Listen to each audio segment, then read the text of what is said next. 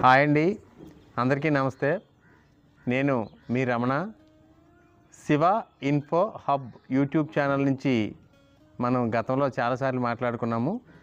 అయితే ఈ ఛానల్ని ప్రతి ఒక్కరూ కూడా వీక్షిస్తూ ఈ ఛానల్ ఏదైతే ఉందో దాన్ని సబ్స్క్రైబ్ చేసుకొని బెల్ ఐకాన్ క్లిక్ చేస్తే మరిన్ని నోటిఫికేషన్స్ అనేది కూడా మీ మొబైల్కి రావడం జరుగుతుంది. ముఖ్యంగా ఈరోజు మనం ఏంటంటే గ్రామీణ ప్రాంతాల్లో ఉన్నటువంటి డోక్రా మహిళలు సెల్ఫ్ హెల్ప్ గ్రూప్ మెంబర్స్ ఎవరైతే ఉన్నారో ఆ మెంబర్స్ అందరికీ కూడా గ్రామాల్లో బయోమెట్రిక్ అందరూ తంబెయ్యాలి, ఖచ్చితంగా అందరూ రండి అని చెప్పి ఆ గ్రామంలో ఉన్నటువంటి ఈ డోక్రా గ్రూప్ మహిళలందరికీ కూడా బయోమెట్రిక్ అనేది వేయించడానికి ఎక్కడున్నటువంటి వాళ్ళని కూడా తప్పకుండా పిలిపిస్తున్నారు. ఎందుకు, ఏమిటి, ఏం చేస్తారు అనేది మీకు చాలామందికి సందేహం రావచ్చు. కానీ మీకు తెలిసినా మీకు తెలియకపోయినా ఎందుకు అనే విషయాన్ని మీకు ఈరోజు క్షుణ్ణంగా తెలియజేయాలనే ఉద్దేశంతో మీ ముందుకు రావడం జరిగింది. అయితే ఎందుకు అంటే మన ఆంధ్ర రాష్ట్ర ప్రభుత్వం వారు డోక్రా మహిళలందరికీ కూడా ఏసీఎల్పి ఒక కొత్త వెర్షన్ని ప్రవేశపెట్టింది. ఈ ఏసీఎల్పి అంటే అడ్వాన్స్ క్రెడిట్ లైవ్లీవుడ్ ప్లాన్. అంటే ప్రతి సభ్యురాలు కూడా వాళ్ళ జీవనోపాధికి సంబంధించి ముందస్తు జీవనోపాధి ప్రణాళిక అనే కార్యక్రమం మీద ప్రతి ఒక్క మహిళలకి కూడా పిలిపించి ఈ బయోమెట్రిక్ విధానాన్ని తీసుకోవడం జరుగుతుంది. ఈ బయోమెట్రిక్ విధానం చాలామంది నాకు వచ్చినటువంటి సమాచారం మేరకు ఎందుకో డోక్రా మహిళలు పిలుస్తున్నారు, వాళ్ళు వేళ్ళు ఏం చేసుకుంటున్నారు, వెళ్ళిపోమంటున్నారు, గ్రూపులో అందరూ ఉండాలి, ఏ ఒక్కరు లేకపోయినా పని అవ్వదు, కాబట్టి ఎక్కడెక్కడ ఉన్నటువంటి వాళ్ళు అందరూ కూడా ఖచ్చితంగా రావాలి అని ఆ గ్రామంలో ఉన్నటువంటి ఆ సంఘాల తాలూకా లీడర్లు ఎవరైతే ఉన్నారో ఆ గ్రూపులో అందరినీ కూడా రప్పించుకునే కార్యక్రమం చేస్తున్నారు. అయితే ఎందుకు అంటే ఈ బయోమెట్రిక్ విధానం అనేది 3 దశల్లో జరుగుతుంది. ఒకటి ఫేషియల్ ఐడెంటిఫికేషన్ అంటే ముఖ గుర్తింపు కార్యక్రమం. 2 జియో ట్యాగింగ్, జియో క్యాప్చరింగ్ చేస్తారు. ఆ మెంబరు ఎక్కడ నివసిస్తున్నారు అనేది జియో క్యాప్చరింగ్ చేస్తారు. 3వది ఏంటంటే ముందు మనం చెప్పుకున్నట్టు ఎంసీపీ క్రెడిట్ యాక్షన్ ప్లాన్. ఇది ఎందుకు అంటే ప్రతి ఒక్కరూ కూడా అర్థం చేసుకోవాలి. ప్రతి ఒక్కరూ ఎక్కడెక్కడెక్కడో ఉన్నటువంటి వలసపోయిన కూలీల్ని కూడా తెప్పించి ఆ గ్రామంలో తెప్పించి ఆ గ్రూప్ వాళ్ళందరికీ కంప్లీట్ చేసుకునేటట్టు ఆ వివోఏ గారు ఆ గ్రూప్ సభ్యులందరికీ తెలియజేయడం జరుగుతుంది. ఇది ఎందుకు అంటే ఇప్పుడు ప్రస్తుతానికి ఒక ఎస్హెచ్జిలో 10 మంది సభ్యులుంటే ఈ 10 మంది సభ్యులకి వారి తాలూకా డోసును బట్టి ఆ గ్రూప్ తాలూకా సీనియారిటీని బట్టి బ్యాంక్ వారు రుణం ఇవ్వడం అనేది జరుగుతుంది. ఫర్ ఎగ్జాంపుల్ మనం ఒక ఉదాహరణకి ఒక గ్రూప్ గురించి చూసుకున్నట్లయితే ఆ గ్రూప్లో 10 మంది ఉన్నారు. బ్యాంక్ వాళ్ళు 10 లక్షల రూపాయలు బ్యాంక్ లింకేజ్ రుణం ఇస్తున్నారు.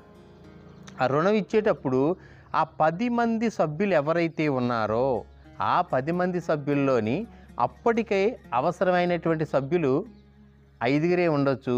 మిగతా 5కి ఇంకొక 2-3 నెలల తర్వాత వాళ్ళకి అవసరం ఉంటుంది. డబ్బు అంటే ఎవరికి అవసరం లేకుండా ఉండదు, ఖచ్చితంగా అవసరం ఉంటుంది. కానీ ఆ సంఘంలో ఉన్నటువంటి 10 మందిలో 5కి అప్పుడే అవసరం ఉంటుంది, ఇంకొక 5కి 2-3 నెలల తర్వాత ఉంటుంది, లేదా ఇంకో సభ్యురాలకి ఒక 5-6 మాసాల తర్వాత ఉంటుంది. కానీ బ్యాంకు వాళ్ళు రుణం ఇచ్చేటప్పుడు ఏం చేస్తున్నారంటే 10 లక్షల రూపాయలు ఒకేసారి రుణం ఇచ్చేస్తున్నారు.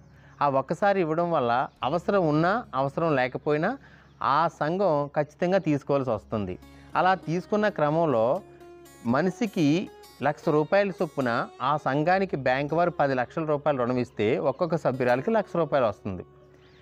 ఈ 5 సభ్యులు ముందు మనం చెప్పుకున్నట్టు అవసరం ఉన్నటువంటి సభ్యులు వారి అవసరానికి తగ్గట్టుగా వాళ్ళ జీవనోపాధిని మెరుగుపరుచుకోవడానికి ఏదో వస్తువులు కొనుక్కుంటున్నారు. అంటే పాడి పరిశ్రమ అవనివ్వండి, లేదా కోళ్ల పరిశ్రమ అవనివ్వండి, లేదా వ్యవసాయ పెట్టుబడి అవనివ్వండి, లేదా విద్యా ఖర్చులు అవనివ్వండి, లేదా వివాహ ఖర్చులు అవనివ్వండి, లేదా గృహ నిర్మాణానికి ఎక్స్ట్రా ఏదైనా ఖర్చు అవ్వచ్చు. కానీ ఆ 5కే అవసరం ఉంది. కానీ ఈ మిగతా 5కి ఎప్పుడు అందులోని ఒక సభ్యురాలకి 2 నెలల తర్వాత వాళ్ళ పిల్లలు కాలేజీ ఫీజు కట్టుకోవడానికి ₹1,00,000 అవసరం ఉంది. అలాగే ఇంకో సభ్యురాలికి ఒక 2 నెలల తర్వాత తను ఒక ఆవును కొనుక్కోవాలని ఉంది.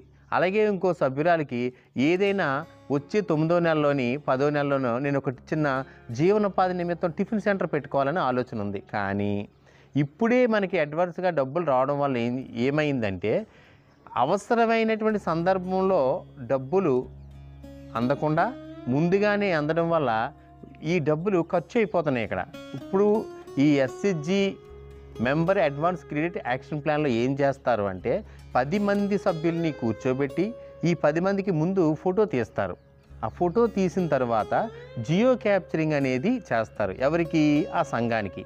ఆ సంఘం ఆ గ్రామంలో ఎక్కడుంది, ఏ ప్లేస్లో ఉంది, ఎంతెంత మంది ఉన్నారు, ఆ వ్యక్తులు తాలూకా స్థానం ఎక్కడ, వాళ్ళ నివాసం ఎక్కడ అనేది జియో క్యాప్చరింగ్ చేస్తారు.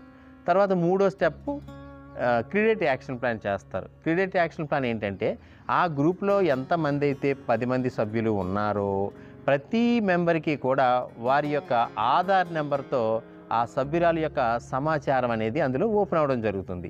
అప్పుడు ఆ 10 మందిని కూర్చోబెట్టి ఎప్పుడైతే ఈ 10 మందిని కూర్చోబెట్టి ఫోటో తీసామో దాన్ని ఏమంటారంటే ఫేషియల్ ఐడెంటిఫికేషన్, ముఖాల గుర్తింపు. అంటే ఆ సంఘంలో ఆ సంఘ సభ్యులకే కూర్చోవాలి తప్ప, ఆ సంఘ సభ్యులే ఉండాలి తప్ప వేరే సభ్యుల్ని పక్క సభ్యుల్ని కూర్చోబెట్టడానికి అవకాశం లేకుండా ఉండాలి అంటే ఖచ్చితంగా ఫేస్ గుర్తింపు అనేది ఒకటి అవసరం. రెండోది ఏంటంటే జియో క్యాప్చరింగ్. ఆ సంఘం ఒక గ్రామంలో 4-5 వీధులు ఉంటాయి. ఆ గ్రామం ఏ వీధిలో ఆ సంఘం ఉంది, ఆ సంఘానికి నెల మీటింగులు పెట్టేటప్పుడు వారున్నటువంటి ఆ నివాసయోగ్యమైనటువంటి వాళ్ళ దగ్గరికే వెళ్ళి ఆ గ్రూప్ తాలూకా సమావేశం పెట్టాలే తప్ప ఈ వివోఏ గారికి ఏదైనా పనుండి తనకు అనుకూలంగా ఉన్నటువంటి ప్రదేశానికి రప్పించి ఆ సంఘానికి మీటింగ్ పెడదాము అని అంటే మాత్రం అవ్వదు. ఎందుకు? ఖచ్చితంగా ఆ 10 మంది సభ్యులు ఊరి చివరి గ్రూప్లో ఉన్నారు కాబట్టి ఈ వివోఏ గారు ఆ చివరికి వెళ్ళి ఆ సంఘానికి ఖచ్చితంగా సమావేశం పెట్టాలి. ఇక్కడికి రప్పించడానికి అయితే లేదు. అది జియో క్యాప్చరింగ్. రెండోది ఏంటంటే మనకి ఏదైతే మొదట్లో మనం ఫేస్ గుర్తింపు అనుకున్నామో ఆ 10 మంది సభ్యులతోనే ప్రతి నెల సమావేశం పెట్టేటప్పుడు ఆ 10 మందినే ఐడెంటిఫై చేసి తీసుకుంటుంది. ఫర్ ఎగ్జాంపుల్ ఒక గ్రూప్లో 5 సభ్యులు ఉన్నారు. ఓ గ్రూప్లో 10 మంది ఉన్నారు. 10 మంది ఉన్నటువంటి సంఘానికి వారు అందరూ సంపూర్ణంగా ఉన్నారు కాబట్టి పర్వాలేదు, గ్రూప్ మీటింగ్ కండక్ట్ చేయొచ్చు. ఈ 5 ఉన్నటువంటి సంఘానికి మీటింగ్ పెట్టి కండక్ట్ చేయాలంటే మెంబర్స్ తక్కువ వచ్చారని చెప్పేసి ఈ పక్క మెంబర్ని తీసుకొచ్చి ఈ గ్రూప్లో కలిపి 10 మందిని కూర్చోబెట్టి ఫోటో తీసేద్దామంటే జరగదు. ఎందుకని? ఫస్ట్లోనే ఫేస్ పిచ్చింగ్ అనేది 10 మెంబర్స్కి చేశాము కాబట్టి ఈ 10 మంది కంపల్సరీగా ఉంటేనే అది చేయడానికి అవుతుంది. మూడోది ఏంటంటే ఈ అడ్వాన్స్ క్రెడిట్ యాక్షన్ ప్లాన్ అని మనం ఏదైతే అనుకున్నామో సభ్యుల యొక్క జీవనోపాధికి సంబంధించి ముందస్తు అప్పు ప్రణాళిక అని అంటారు.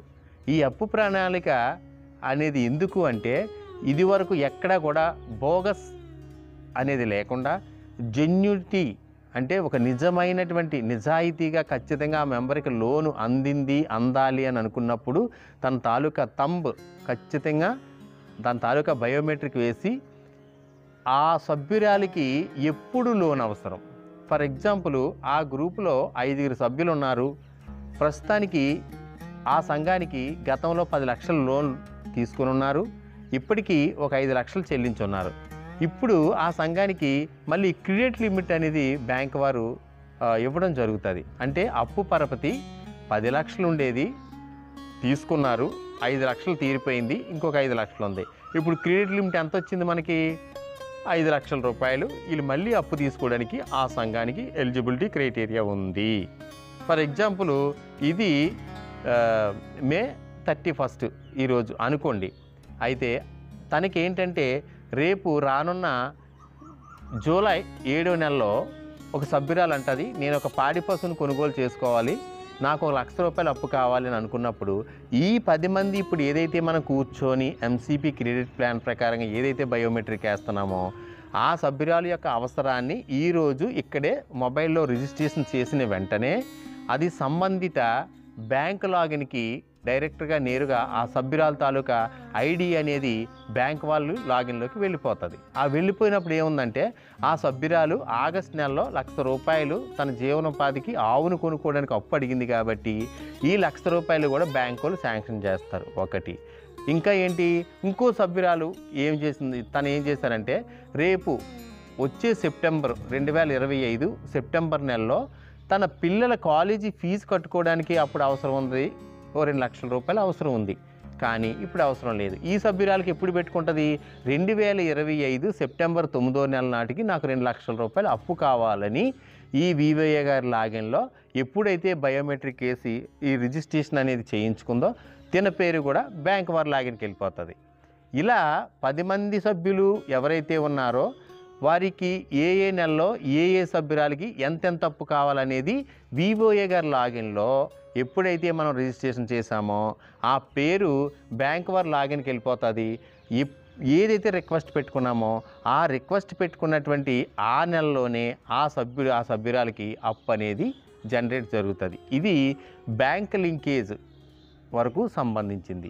ఇదే కాకుండా ఈ ఎస్హెచ్జిలో ఉన్నటువంటి డోక్రా మహిళలకి 5 రకాలైనటువంటి అప్పుల్ని పొందే అవకాశం ఉంది. ఇప్పుడు మనం చెప్పుకున్నట్టు 1 బ్యాంక్ లింకేజు, 2 స్త్రీనిధి, 3 సిఏఎఫ్ అనగా మండల సమైక్య నుంచి గ్రామ సమైక్యకు, గ్రామ సమైక్య నుంచి ఎస్హెచ్జి నుంచి మెంబర్కి వచ్చే అప్పుని మనం ఏమంటామంటే సిఏఎఫ్ అంటారు. సిఏఎఫ్ అంటే ఏంటి, కమ్యూనిటీ ఇన్వెస్ట్మెంట్ ఫండ్. దాన్నే మనం తెలుగులో చెప్పుకోవాలనుకుంటే సామాజిక పెట్టుబడి నిధి అంటారు దీన్ని.